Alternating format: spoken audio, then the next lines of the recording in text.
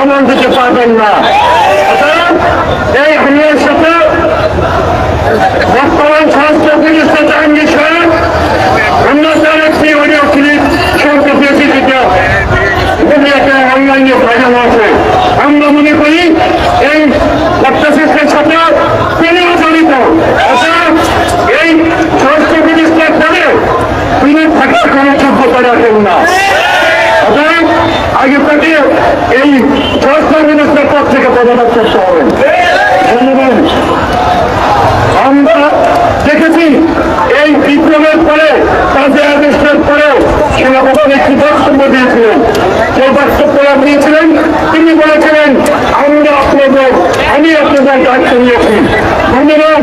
আসলে তিনি আমাদের দায়িত্ব নেননি, তিনি বিপ্লবের দায়িত্ব নেননি, তিনি দায়িত্ব নিয়েছেন আওয়ামী লীগের দোষাতে।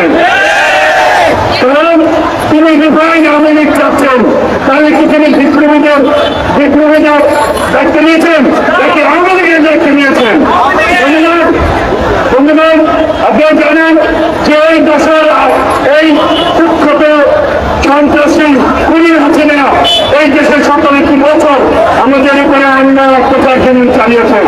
তারই সহযোগী হিসেবে এই জাতীয় পার্টি তাদের সহযোগী হিসাবে সবসময় রাজপথে সরকার ছিল এবং এই বিপ্লবীদের উপরে স্টিম চালিয়েছিল। বন্ধুগণ, যেহেতু এই 25 হাসিনার আওয়ামী লীগ যেহেতু বাতিল হয়েছে, সেই সাথে জাতীয় পার্টি এই দেশে রাজনীতি করার অধিকার রাখে না। বন্ধুগণ, জাতীয় পার্টির এখন যে চেয়ারম্যান কাদের শুরুটা আমি মনে করি তুমি বাংলাদেশের নাগরিক না, কারণ তুমি ভারত দিয়ে মিটিং করে আসো, বাংলাদেশের মানুষদের কাছে সেই মিটিংয়ের জবাব দিতে পারছেন না। তিনি বলছেন যে আমি কি মিটিং করেছি সেটা ওই টাকাদের কথা আমি বলতে পারবো না।